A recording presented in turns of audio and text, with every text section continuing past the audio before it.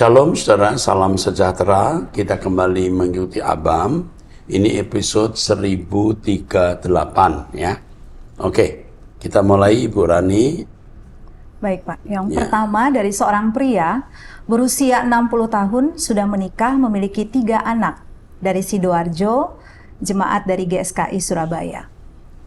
Mohon penjelasan Pak Pendeta Erastus, hamba Tuhan Yesus yang menyuarakan kebenaran Injil sejati yang diajarkan Tuhan Yesus. Konon ada orang di YouTube yang mengatakan bahwa bangsa Arab adalah keturunan Yoktan, bukan keturunan Ismail. Dengan mengutip ayat-ayat sebagai berikut, dalam Kejadian 10 ayat 25-27. Bagi Eber lahir 2 anak laki-laki, nama yang seorang ialah Pelek, sebab dalam zamannya bumi terbagi, dan nama adiknya ialah Yoktan.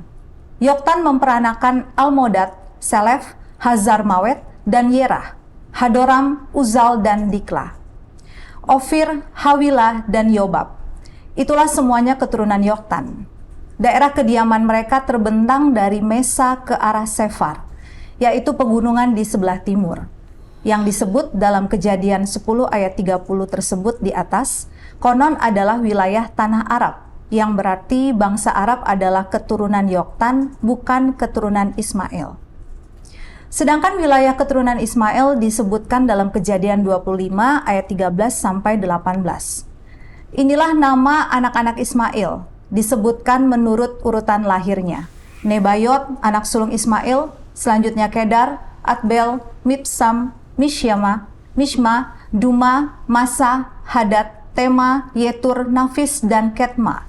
Itulah anak-anak Ismail. Dan itulah nama-nama mereka, menurut kampung mereka dan menurut perkemahan mereka, 12 orang raja, masing-masing dengan sukunya. Umur Ismail ialah 137 tahun. Sesudah itu ia meninggal. Ia mati dan dikumpulkan kepada kaum leluhurnya. Mereka itu mendiami daerah dari Hawilah sampai Syur, yang letaknya di sebelah timur Mesir ke arah Asyur. Mereka menetap berhadapan dengan semua saudara mereka. Wilayah ini bukan wilayah bangsa Arab. Terima kasih, Tuhan Yesus. Yang pertama, memang terjadi ada 2 pandangan yang berbeda. Tapi pada umumnya orang lebih mempercayai bangsa Arab keturunan Ismail dan sering juga dikatakan sebagai bangsa Kedar. Adapun mengenai wilayah, ini kan masih jadi bahan perdebatan. Ya. Karena bangsa-bangsa dulu itu tidak menetap-tetap. Tidak menetap-tetap. Seperti Abraham, itu pun juga tidak menetap-tetap. Nah, perdebatan seperti ini hendaknya tidak membuat kita menjadi bingung. Karena pengetahuan semacam ini tidak menambah iman kalau kita tahu. Dan tidak mengurangi iman kalau kita tidak tahu. Jadi kita lepaskan saja masalah-masalah seperti ini dan kita lebih fokus kepada masalah-masalah yang prinsip. Ya, hanya itu yang saya bisa jawab karena kita tidak mau masuk dalam perdebatan. Terima kasih Bapak untuk pertanyaannya yang baik, membuat kita berpikir. Mungkin lain waktu kalau saya memiliki kesempatan untuk menggali khusus hal ini, saya bisa memberikan jawaban. Sementara saya bisa menjawab ini karena saya menjawab ini spontan juga. Saya tidak tahu ada pertanyaan ini. Jadi saya belum menggali secara khusus hal ini. Tapi menurut pemahaman saya, ya kalau saya selama ini memahami orang lebih yakin bangsa Arab dari keturunan Ismail atau yang disebut Kedar, tapi yang lain meyakini itu Yoktan, keturunan anak Yoktan. Oke, saya kira cukup ya. Teruskan. Seorang pria usia 53 tahun sudah menikah di Jakarta. Seorang jemaat GSKI MAG. Shalom Pak Erastus dan tim Abam. Terima kasih Bapak sudah menjawab pertanyaan-pertanyaan saya di Abam. Bahkan pengacara Abam juga sudah merespon dengan baik. Kali ini saya tidak bertanya, melainkan ingin menyampaikan harapan. Pak, saya Kristen sejak kecil. Bahkan dari kongco dan makco saya. Mereka adalah pengerja atau pelayan Tuhan di GPPS. Iya, GPPS Surabaya. Engkong dan emak juga melayani Tuhan. Papi dan mami saya juga sebagai diaken di salah satu gereja karismatik terbesar di Jakarta era 80-90-an. Hingga usia saya 53 tahun ini, saya sudah 5 kali pindah gereja yang semuanya beraliran Pentakosta karismatik. Tapi sejak 2020 awal pandemi, saya mulai kenal Truth.id dan mendengar khotbah-khotbah Bapak. Sejak itu saya dan istri memutuskan untuk pindah ke GSKI MAG. Gereja-gereja sebelum ini memang tidak mengajarkan yang bertentangan dengan Alkitab. Tapi kami merasa tidak bertumbuh dengan proper, hampir seperti jalan di tempat. Tapi sejak ikuti khotbah-khotbah Bapak, kami merasa dapat bertumbuh dengan signifikan.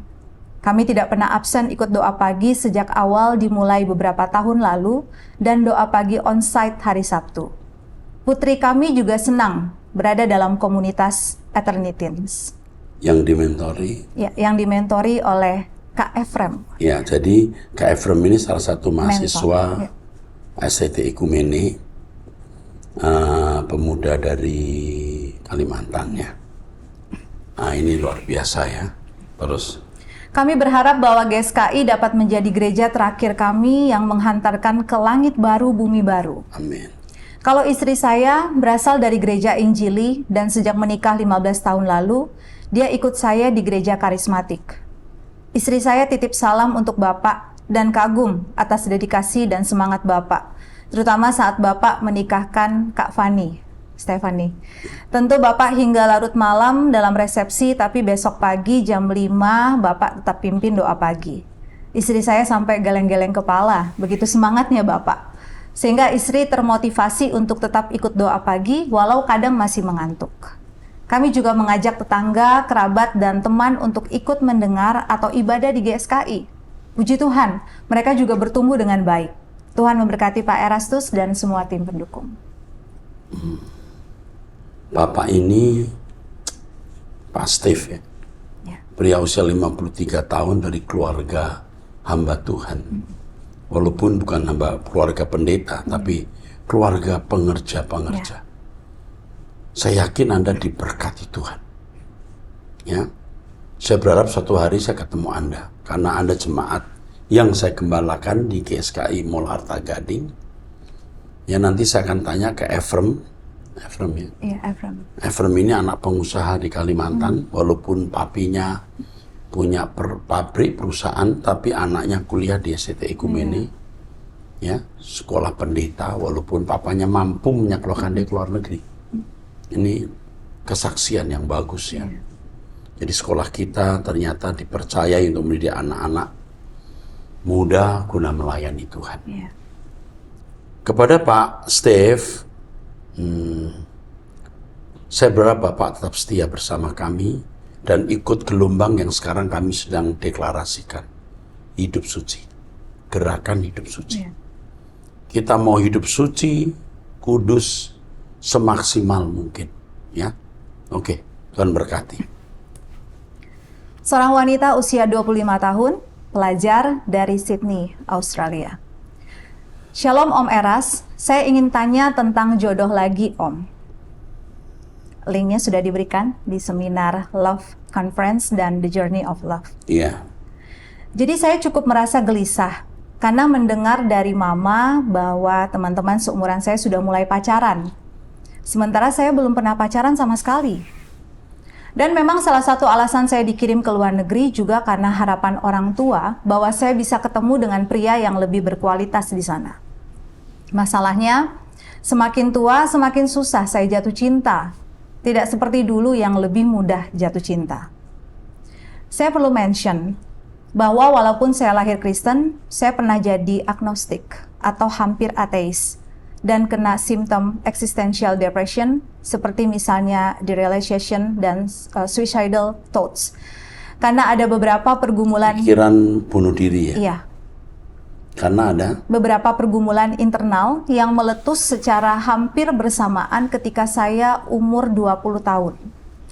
Waktu pikiran saya sudah terpojok, saya baru mengerti dengan ngeri bahwa hidup begitu tragis.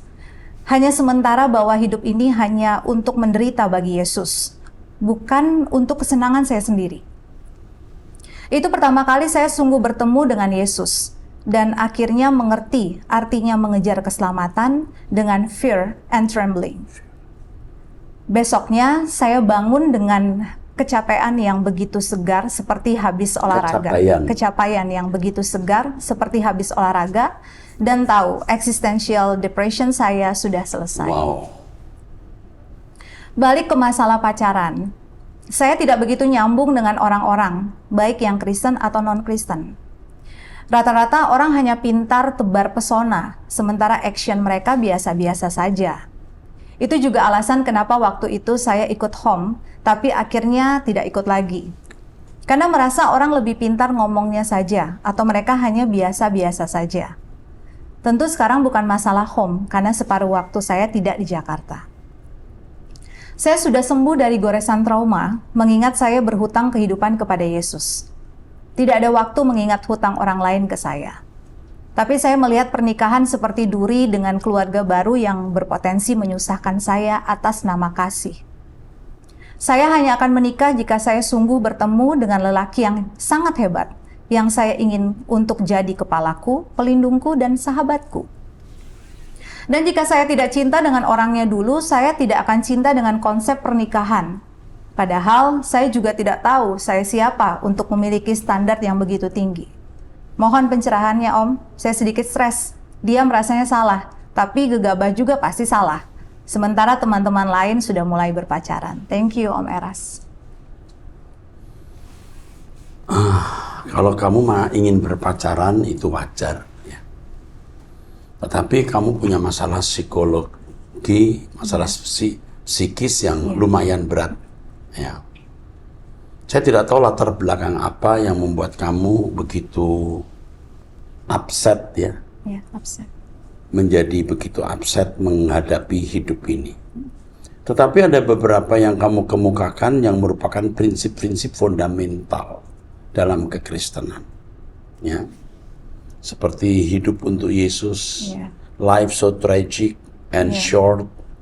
Lalu kamu bagaimana mengejar fear and trembling untuk mengalami keselamatan. Ini kalimat-kalimat yang tidak sederhana.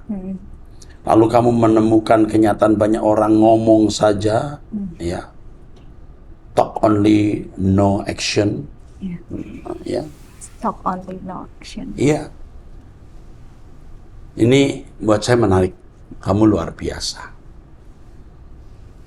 Dan kamu seorang idealis. Rasanya kamu akan sulit menemukan pria yang berkualifikasi seperti yang kamu kemukakan.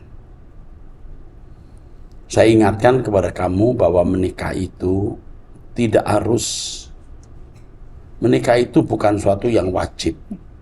Jadi kalaupun tidak menikah ya mestinya tidak masalah. Menemukan pria yang sempurna tidak akan pernah. Tetapi menemukan pria yang diajak bersama bertumbuh, itu bagus. Menghadapi wanita seperti kamu berat, karena ilmumu banyak, kamu idealis, kamu cerdas. Tetapi hanya Roh Kudus yang bisa menolong kamu dan menuntunmu. Doa saya, Tuhan tolong kamu untuk memberi kamu hikmat, marifat, untuk menjalani hidup sesuai dengan kehendak Allah. Untuk itu doa pagi bersama dengan saya. Terus ikuti jika mungkin, karena di Sydney tentu jamnya beda. Di Sydney sudah jam 9, 10 ya. Di Jakarta masih jam 5. Tetapi di Sydney saya punya seorang anak rohani yang baik. Saya akan menghubungkan kamu dengan anak rohani ini. Dia sudah dewasa, sudah punya istri, anak-anak. Dan rencana kami akan membangun persekutuan di Sydney. Saya sudah bicara kemarin sebelum membaca tulisanmu, karena ada jemaat-jemaat yang juga kuliah di Sydney, dan saya merasa bertanggung jawab untuk menghimpun mereka, supaya mereka tidak jatuh ke tangan gereja-gereja yang tidak mengajarkan kebenaran. Dan kamu salah satu yang saya harapkan nanti jadi pelayannya, ya. Jadi kamu akan saya hubungkan dengan seorang konselor atau seorang kakak rohani yang bisa menjadi tempat kamu bisa diskusi atau sharing, ya. Hanya ini yang saya bisa sampaikan. Yuk ikut doa pagi bersama saya jam 5. Ikuti terus Truth ID. Ya, doa puasa jika mungkin, karena itu akan membuat atmosfer rohani yang baik. Oke? Sampai jumpa, Tuhan berkati. Selanjutnya dari seseorang berusia 49 tahun, sudah menikah, memiliki 1 anak dari Bogor. Oke, cukup. Dari gereja Protestan ya. Ya.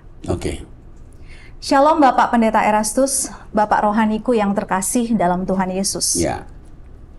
Sebelumnya saya sangat berterima kasih atas seri Abam yang menjadi berkat serta kekuatan buat saya. Karena dari setiap jawaban yang Bapak berikan kepada mereka yang bertanya, dan itu juga menjadi jawaban dari masalah saya. Saya mengenal Bapak Eras dari sejak SMA, karena mami kami selalu mendengar radio RPK. Tapi saya semakin mengenal pengajaran Bapak dan sungguh-sungguh mau belajar sejak Bapak dikatakan sesat dari sosial media.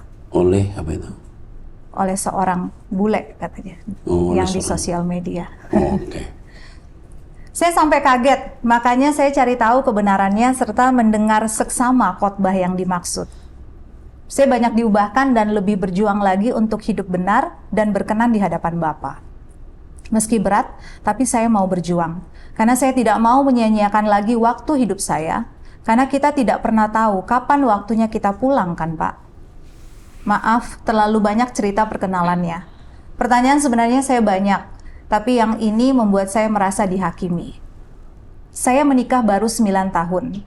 Mantan saya, kami berpacaran hampir 5 tahun dan saya hamil. Saya kabur saat itu karena dia sudah punya wanita lain. Aduh. Saya memilih hidup sebagai single parent dan berhasil membesarkan anak saya dengan bantuan ibu dan kakak saya. Lebih dari 10 tahun yang lalu, kami bertemu lagi melalui media sosial. Saya ingin tahu apakah dia sudah hidup dengan baik, karena dia adalah ayah kandung anak saya. Namun, saya terjerat oleh janji-janji yang pada akhirnya tidak ditepati. Mantan saya telah melakukan banyak kebohongan terhadap saya dan anak saya, terutama terkait masalah narkoba. Ketika kami berhubungan lagi, dia bahkan berada di penjara. Meskipun dia berjanji untuk berubah, kami tetap mengalami penderitaan. Dia kasar dan suka memaki saya dengan kata-kata kotor. Namun, sejak mengenal kebenaran Injil, saya tidak lagi terlalu terpengaruh. Suami mulai berubah sejak tahun lalu karena ibu mertuanya sakit, dan dia bernazar untuk merawatnya jika sembuh. Meskipun dia tidak lagi menggunakan narkoba, dia masih mengancam akan minum alkohol saat bertengkar. Dia juga tidak menafkahi keluarga kami, terutama setelah merawat ibu mertuanya di Jakarta. Maksudnya siapa ibu mertuanya ini? Oh, mungkin ibunya dia mungkin. Ya? Ibunya, oke. Okay. Saya di Bogor bersama anak dan ibu saya, ibunya dia berarti Pak. Iya, oke. Okay. Usia 80 tahun serta 1 keponakan. Nah, yang sakit itu ibunya dia, Mbak? Iya. Oke. Okay. Puji Tuhan, anak perempuan saya adalah anak yang baik, serta berprestasi dan takut akan Tuhan. Sekarang anak saya sudah kerja dan kerja secara work from home, WFH, meskipun gaji tidak seberapa, tapi dia menjadi tulang punggung keluarga. Anak-anak ini berasal dari ibu yang berbeda, tetapi keduanya telah merawat ibu mereka sejak kecil. Pertanyaan saya adalah, mengapa dia masih menuntut saya untuk memperhatikan anak-anaknya, meskipun dia tidak menikahi ibu mereka? Saya merasa sangat lelah dengan situasi ini. Meskipun saya mencoba, saya merasa tidak bisa menjadi ibu bagi mereka karena kami tidak tinggal bersama. Mama mertua sekarang sudah lebih sehat, meskipun saya hanya datang ke sana pada hari-hari tertentu. Dia mengatakan bahwa bicara firman dan pelayanan percuma jika mertua dan anak-anak tidak pernah dikunjungi atau diperhatikan. Apakah saya salah kalau saya berharap dia mengerti keadaan saya? Tidak perlu, nggak bisa. Ada orang-orang yang tidak bisa diharapkan. Kamu berharap orang yang tidak bisa diharapkan itu melukai diri sendiri. Berjuanglah sendiri dan harap kepada Tuhan. Terus. Dan tidak memaksa saya untuk datang ke sana. Sejak merawat mamanya, dia pulang ke rumah hanya 1 minggu atau 2 minggu sekali. Saya selalu dihakimi dan diintimidasi, Pak. Tapi sekarang saya berusaha untuk diam dan tidak mau berdebat seperti ajaran Bapak. Saya harus bagaimana ya, Pak? Dia sering kalau bertengkar mengeluarkan kata-kata cerai. Tapi kalau saya setuju, dia yang tidak mau dan bilang itu janji kepada Tuhan dan Tuhan benci perceraian. Menurut Bapak, saya harus bagaimana? Ibu saya, anak saya, keponakan saya semua sudah pernah dikecewakan dengan kebohongannya. Tapi kami mengampuninya. Mengampuni tidak harus hidup bersama. Kamu hidup bersama dengan orang yang sudah jadi pembohong berat. Itu kamu kehilangan hidup. Ya. Kamu tidak punya kehidupan. Manusia yang bertopeng secara permanen tidak bisa hidup dengan sesamanya.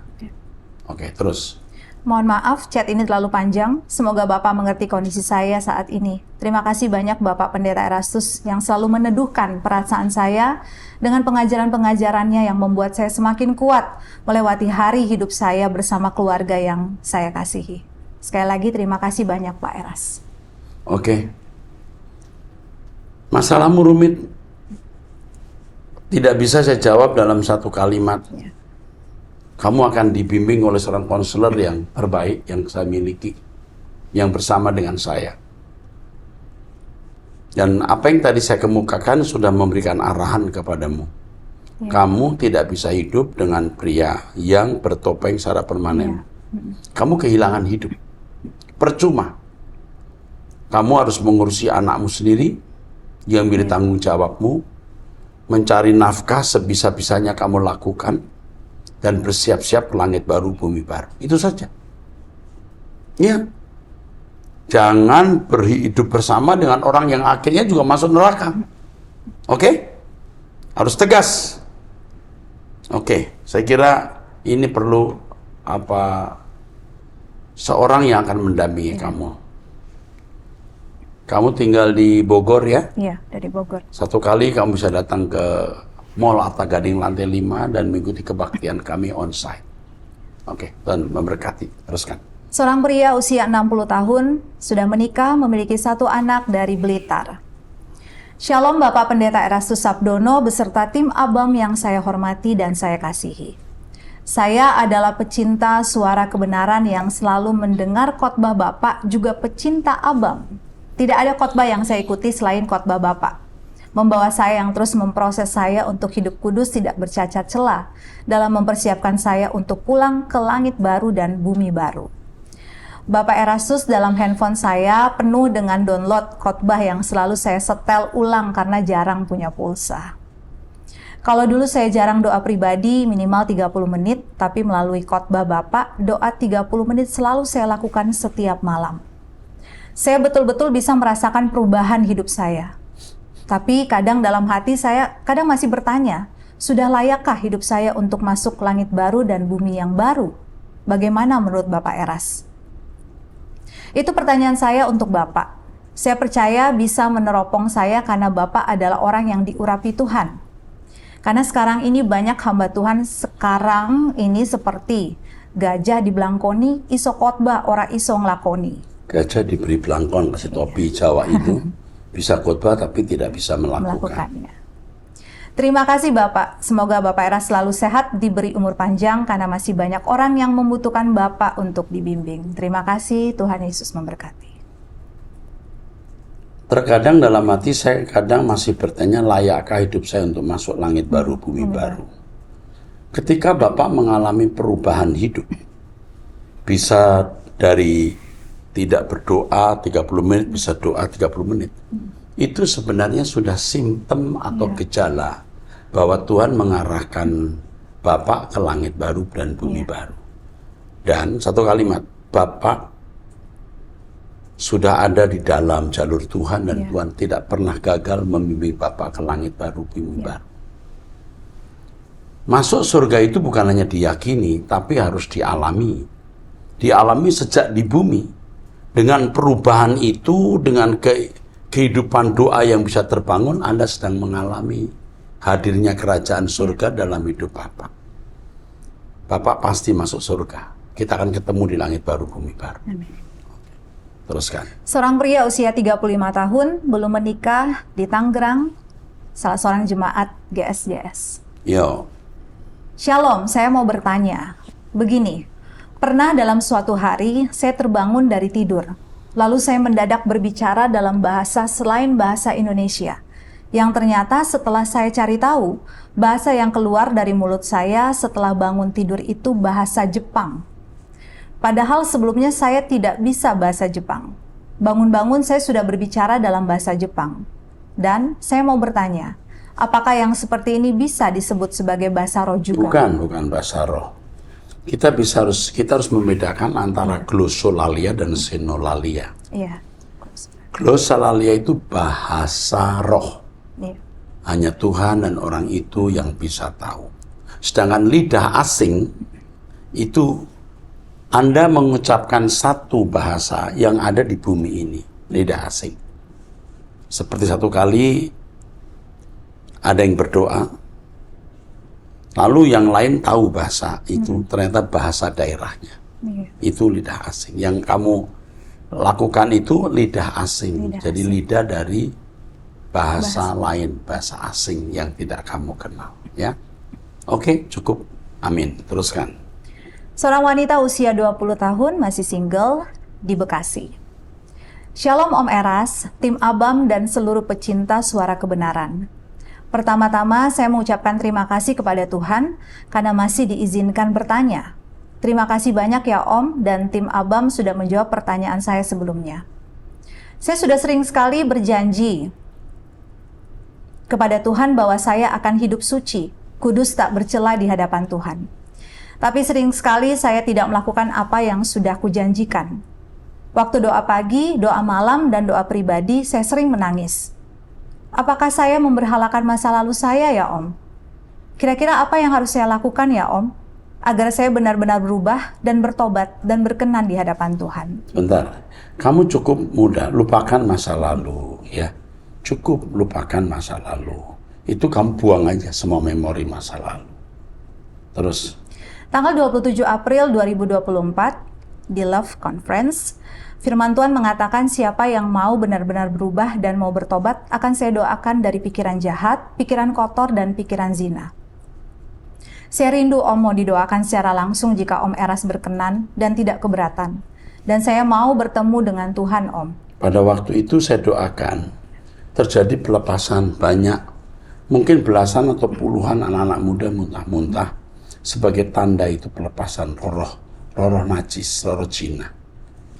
Saya tidak tahu waktu itu apa kamu juga mengalami manifestasi ya. Oke, teruskan.